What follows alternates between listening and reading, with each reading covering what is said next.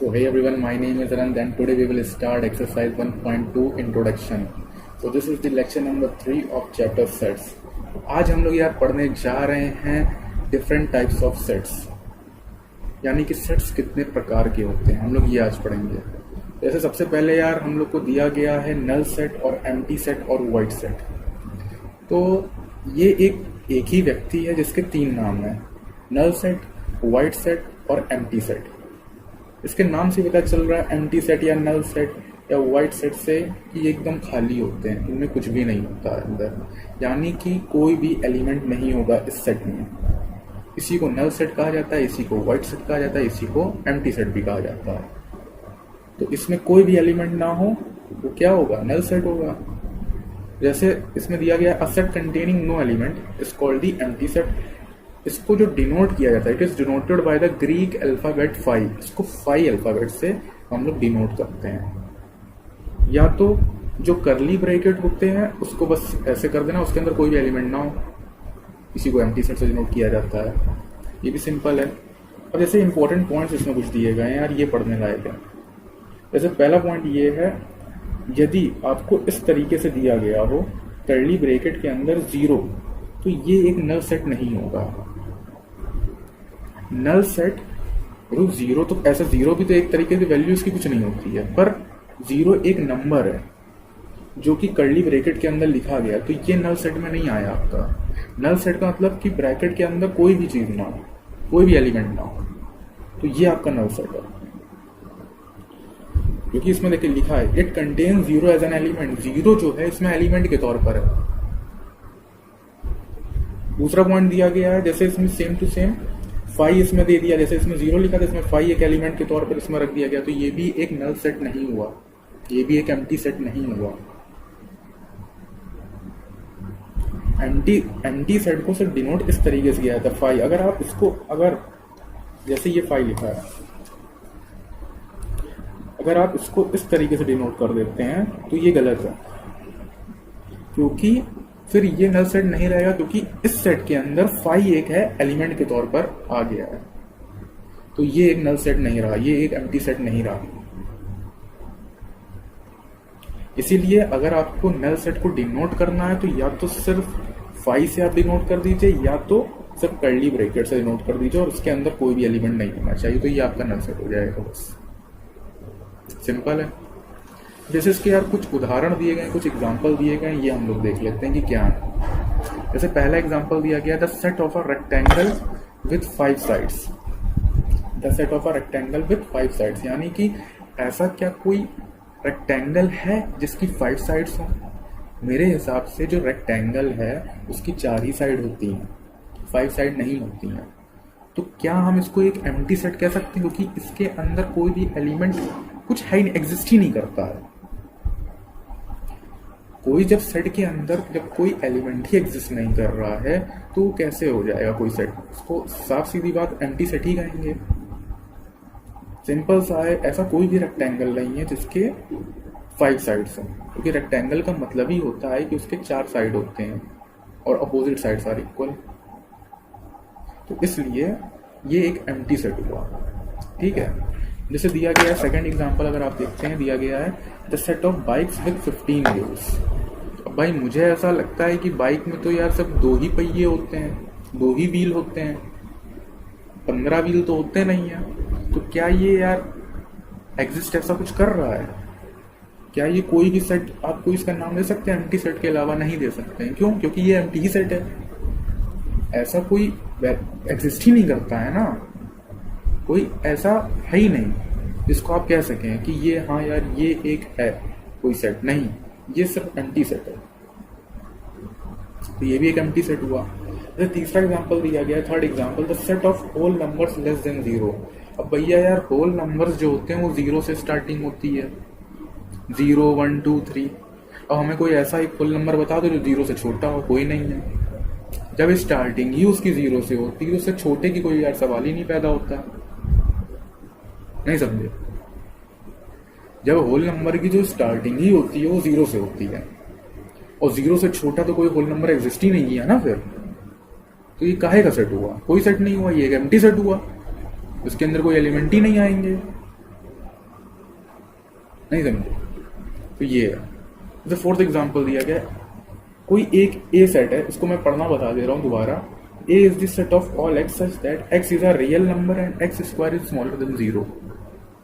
यानी कि कोई ए सेट में कुछ एक्स एलिमेंट है जिसकी प्रॉपर्टी क्या दी गई कि वो एक रियल नंबर है और जो एक्स का जो स्क्वायर है वो 0 से छोटा होना चाहिए। अब भैया ये भी हमें बता दो, तुम कोई भी रियल नंबर उठा लो और अगर उसका स्क्वायर करोगे तो 0 से छोटा तो वो होगा ही नहीं। यदि आप 1 उठाते हो 1 का स्क्वायर क्या आएगा? 1 आएगा।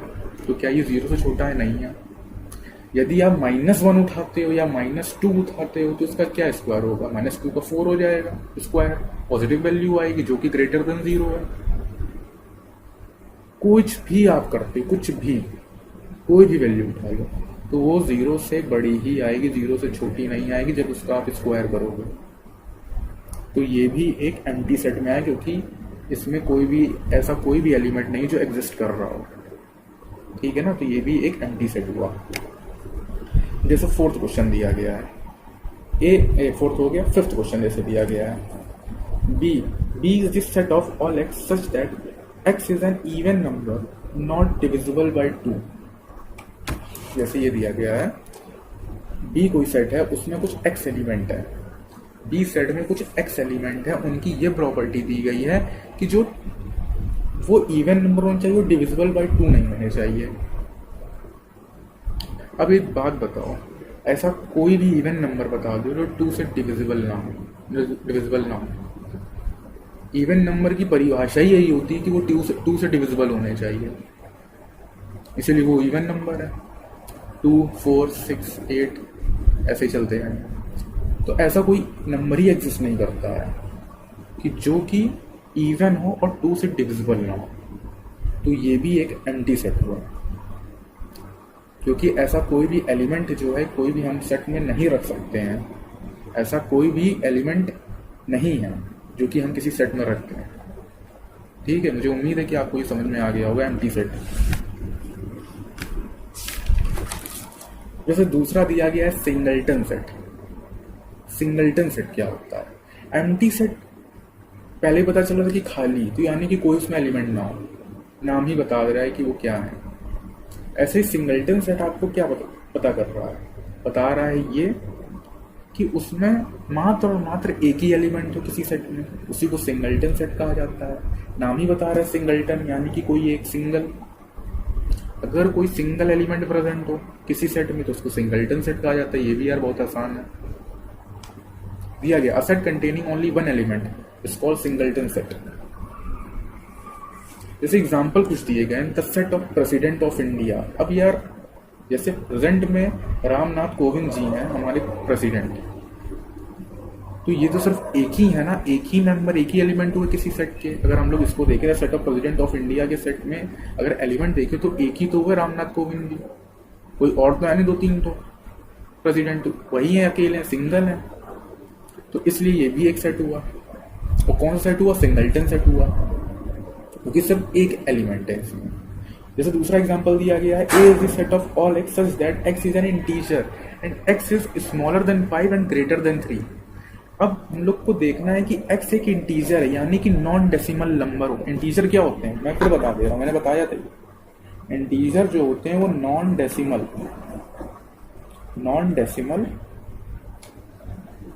नंबर, ये होते हैं आपके इंटीजर। तो यानी कि यदि हम लोग को कोई 5 से छोटा और 3 से बड़ा कोई नंबर चाहिए तो वो कौन सा होगा? 4, जो कि नॉन डेसिमल नंबर है। अब बीच में तो बहुत आएंगे, 3.1, 3.2 ऐसे तो बहुत आएंगे, पर हम लोग को एक इंटीजर नंबर चाहिए, यानी कि नॉन डेसिमल नंबर चाहिए। तो कौन आएगा? सिर्फ और सिर्फ 4। तो इसलिए ये भी एक सिंगलटन सेट हुआ क्योंकि सिर्फ एक ही एलिमेंट लाई कर रहा है इसके बीच में, जो कि ये 4। तो क्या होगा? ये भी एक सिंगलटन सेट होगा। ऐसे थर्ड एग्जांपल दिया गया हम लोग को, B is the set of all x such that. अब x की देखो प्रॉपर्टी क्या दी गई, x + 6 = 6, यानी कि x में हम लोग ऐसी कौन सी वैल्यू जो है पुटअप करें जो कि वो 6 ही आ जाए। जाहिर सी बात है, यदि हम लोग 0 इधर पुटअप करेंगे तो भी तो 6 होगा। इसको अगर आप इस तरीके से सॉल्व करें, x + 6 इज इक्वल्स टू 6, यानी कि x इज इक्वल्स टू 0। तो यदि हम लोग x की वैल्यू इधर 0 पुटअप करते हैं तो x की वैल्यू क्या आ जाएगी, 6 आ जाएगी। यदि हम लोग x की वैल्यू इधर 0 पुटअप करते हैं तो x की वैल्यू 6 आ जाएगी, और कोई भी वैल्यू आप पुटअप कर लिए 1 2 3 4 कोई भी, तो क्या ये 6 वैल्यू आएगी, नहीं आएगी। तो इसलिए क्या हम लोग ये कह सकते हैं ये भी एक सिंगलटन सेट हुआ, क्योंकि सिर्फ और सिर्फ इसमें एक ही वैल्यू जो है सेटिस्फाई कर रही है, एक ही एलिमेंट जो है इसमें है जो कि है 0। तो ये भी एक सिंगलटन सेट हुआ। जैसे फोर्थ एग्जांपल दिया गया है, x is such that 5x is equals to 7, और x जो है एंड x बिलोंग्स टू, ये q का सिंबल क्या बताता है, रेशनल नंबर। इसे मैं इंट्रोडक्शन में बता चुका हूं, रेशनल नंबर। जो q है वो आपका रेशनल नंबर होना चाहिए, जो q है वो आपका रेशनल नंबर होना चाहिए। तो रेशनल नंबर तो आपको पता है जो p/q के फॉर्म में हो, जहां p और q इंटीजर एक हो। तो यदि हम लोग इधर से इसको इस तरीके से कुछ सॉल्व करें 5x इज इक्वल्स टू 7 को, तो क्या x की वैल्यू 7/5 आ रही है, x की वैल्यू 7/5 आ रही है। क्या ये रेशनल नंबर है? हाँ बिल्कुल ये रेशनल नंबर है, ये बिल्कुल रेशनल नंबर है। और हम लोग को 5x इज इक्वल्स टू 7 यानी कि x की वो वैल्यू निकालनी है जब हम लोग इसको 5 से मल्टीप्लाई करें तो वो 7 आए। तो यदि हम लोग 7/5 और इंटू 5 करते हैं तो 7 ही आएगी। तो 7 इज इक्वल्स टू 7 यानी कि इसको सेटिस्फाई कर लो, सिर्फ यही एक वैल्यू जो सेटिस्फाई करेगी। अब यहाँ कोई भी आप वैल्यू पुटअप कर देंगे तो वो सेटिस्फाई नहीं करेगी। तो ये भी एक सिंगलटन सेट हुआ क्योंकि सिर्फ एक ही एलिमेंट है इसमें, इस सेट में, जो कि है 7/5। जो सी सेट में अगर हम इसको रोस्टर फॉर्म में इसको रिप्रेजेंट करें तो कुछ इस तरीके से करेंगे। सी सेट में 7/5 सिर्फ और सिर्फ एक ही एलिमेंट है इसमें, और कोई एलिमेंट नहीं है। जैसे इसमें 0 है बी सेट में, सिर्फ 0। मैंने यही बताया ये एम्प्टी सेट नहीं है, ये एक सिंगलटन सेट हुआ क्योंकि इसमें 0 एज एन एलिमेंट काम कर रहा है। यदि हम इसको सिर्फ इस तरीके से बना दें तो ये सिंगलटन सेट नहीं हुआ, ये एम्प्टी सेट हो जाएगा। ये जो आपका है ये आपका हो जाएगा एम्प्टी सेट। पर यहाँ 0 एक एलिमेंट के तौर पर काम कर रहा था, ये एक सिंगलटन सेट हुआ। ठीक है ना, मुझे उम्मीद है आपको समझ में आ गया होगा, ये बहुत अच्छी तरीके से सिंगलटन सेट है। और जैसे इसमें भी कुछ इंपॉर्टेंट पॉइंट दिए गए हैं कि 5 जो है वो एम्प्टी सेट होता है, ये मैंने आपको बताया, इसको डिनोट किया जाता है एम्प्टी सेट से। और ये देखिए अभी हमने क्वेश्चन देखा इस तरीके का कि जो ब्रैकेट कर्ली ब्रैकेट के अंदर 0 एक एलिमेंट के तौर पर काम कर रहा है, सिर्फ एक ही है, तो इसलिए इसको सिंगलटन सेट कहा जाएगा, इसको एम्प्टी सेट नहीं कहा जाएगा। अब जैसे इधर ये 0 एक नंबर, ये कोई सेट नहीं हुआ, तो इसको ना हम लोग कोई एम्प्टी सेट कहेंगे ना इसको सिंगलटन सेट कहेंगे, इसको एक पार्टिकुलर कोई सेट ही नहीं कहेंगे, इसको हम लोग एक नंबर के तौर पर ट्रीट करेंगे। जैसे 5 हो गया, जैसे इधर 0 लिखा है वैसे इधर 5 एक एलिमेंट के तौर पर काम कर रहा है, इधर एक सिंगल एलिमेंट है तो इसको सिंगलटन सेट कहेंगे। तो ये सब हम लोग को ये दिखाए गए हैं कि ये जितने भी हैं सब अलग हैं, कोई एक जैसा नहीं आप इसको ट्रीट कर दीजिएगा कि हाँ हम लोग इस तरीके से रिप्रेजेंट कर दें, नहीं, ये सारे के सारे अलग अलग हैं। इसमें कंफ्यूजन बहुत से लोगों को हो जाती है। जैसे फाइनाइट सेट दिया गया नेक्स्ट हम लोग को, फाइनाइट सेट। तो फाइनाइट सेट क्या होता है?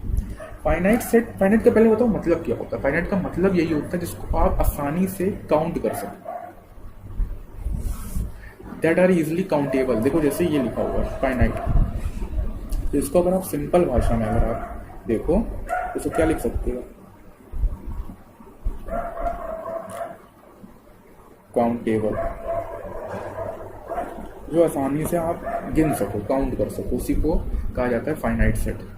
Set containing finite number of elements. अब यहाँ काउंट क्या करना है, यहाँ सेट में बात ही किसकी होती है, एलिमेंट्स की होती है, नंबर्स की होती है, ऑब्जेक्ट्स की होती है, बात ही किसकी होती है, एलिमेंट्स की होती है। तो यानी कि जिसको हम लोग आसानी से गिन सके, किसको गिन सके, एलिमेंट्स को जो गिन सके सेट के अंदर, उसी को हम लोग फाइनाइट सेट कहेंगे। जैसे एग्जांपल के तौर पे हम लोग देख लेते हैं, कोई ए सेट है जिसमें 1 2 3 4 एंड 5 एलिमेंट है, ये 5 एलिमेंट है। क्या हम लोग देखो, मैं सीधे बोल दे रहा हूँ कि इसमें 5 एलिमेंट है, इसको हम लोग आसानी से गिन सकते हैं। सामने से जो हम लोग गिन रहे हैं काउंटेबल है, इसलिए ये एक फाइनाइट सेट हुआ बिल्कुल। सेकंड सेट, देखो सेकंड क्वेश्चन दिया गया था set of all months in a year. ये एग्जांपल देखो ये लिखा है set of all months in a year. एक साल में कितने महीने होते हैं? 12 महीने होते हैं। 13 महीने तो होते नहीं, 12 ही महीने होंगे, हम लोग गिन सकते हैं, इसको आराम से गिन सकते हैं, ये काउंटेबल हुआ। थर्ड एग्जांपल दिया set of vowels and consonants in English alphabets. अगर देखा जाए तो टोटल 26 होते हैं अल्फाबेट्स आपके इंग्लिश में, जिसमें 5 वॉवल बचे और 5 वॉवल हुए इंग्लिश और 21 हो गए आपके कॉन्सोनेंट्स। तो ये क्या हुआ? ये भी तो काउंटेबल हुआ, तो ये भी एक फाइनाइट सेट हुआ। बहुत आसान एग्जांपल है। फोर्थ है set of all persons on the earth. ये भी एक फाइनाइट सेट है।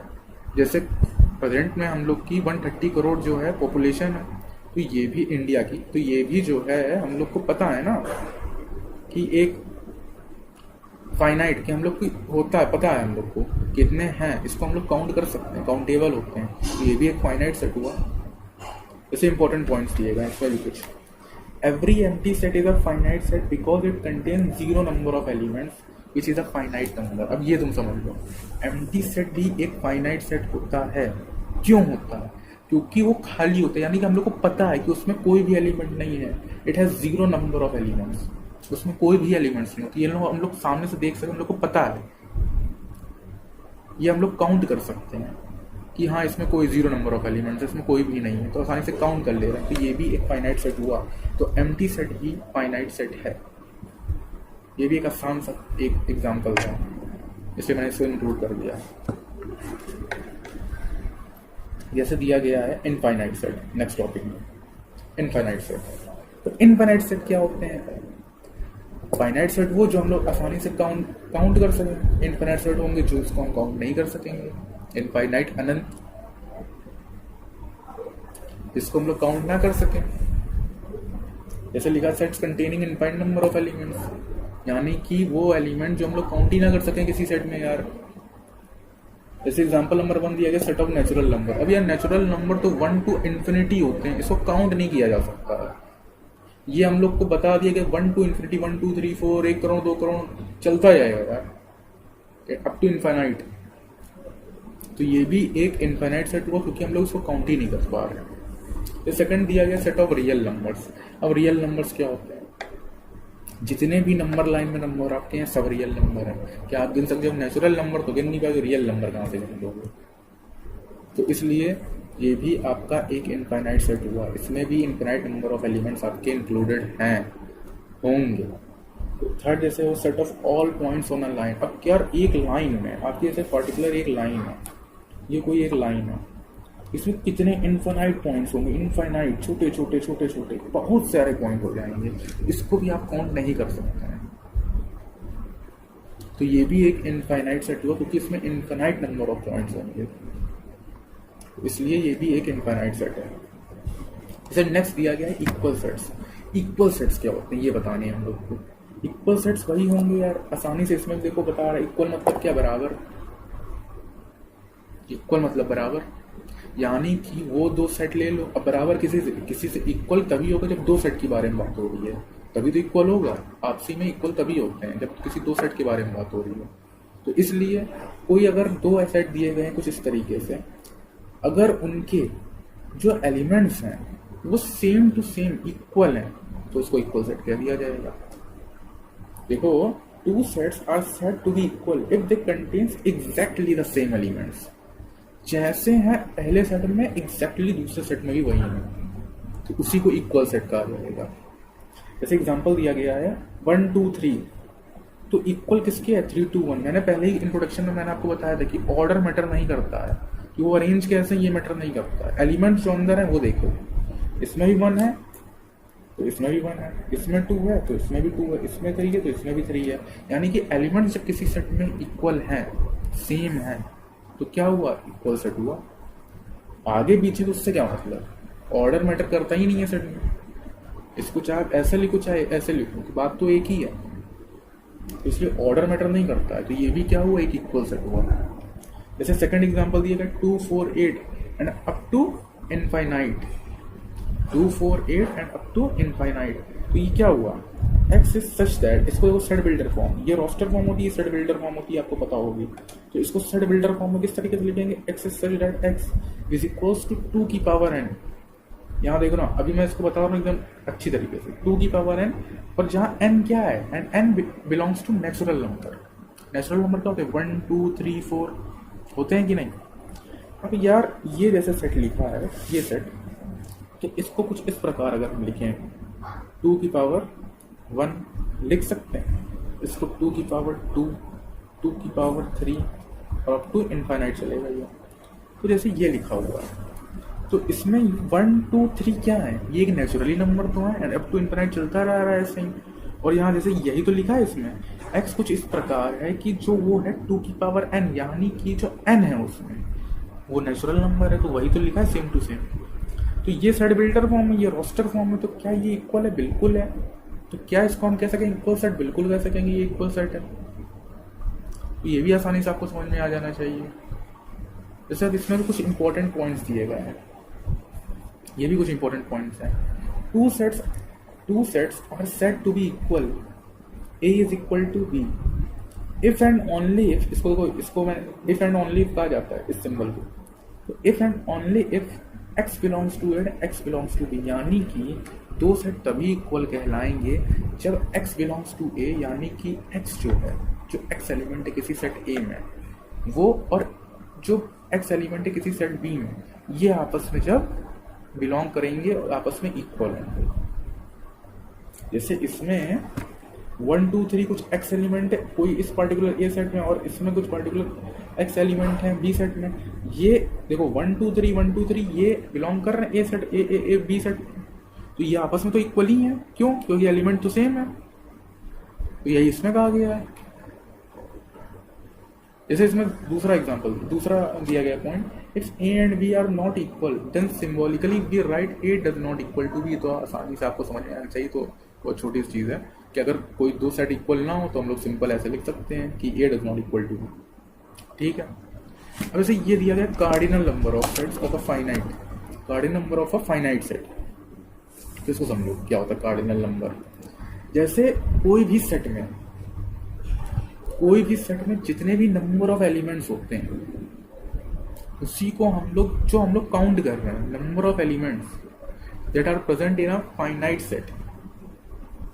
फाइनाइट सेट का मतलब क्या, जो हम लोग काउंट कर सकें। इनफाइनाइट तो यार काउंट नहीं कर पाओगे, तो उसको तो यार कुछ कह नहीं सकते हो। कार्डिनल नंबर ही यही होता है, जितने नंबर ऑफ एलिमेंट्स हैं किसी सेट में, और सेट कौन सा, फाइनाइट सेट, जिसको आप काउंट कर सको आसानी से, तो उसी को क्या कहेंगे, कार्डिनल नंबर ऑफ सेट, जो नंबर ऑफ एलिमेंट्स है। देखो इसमें लिखा था नंबर ऑफ डिस्टिंक्ट एलिमेंट्स, जाहिर सी बात है डिस्टिंक्ट ही होंगे, अलग अलग होंगे किसी सेट में। यानी कि अगर किसी सेट में 1 2 2 3 4 लिखा है, तो इसमें कितने आपके होंगे, 1 2 2 3 4, इसमें तो 5 एलिमेंट है। और आप इसको 2 2 बार है, तो इसको एक ही काउंट करोगे, 1 2 3 4, यानी कि इसमें कितने एलिमेंट हुए, 4।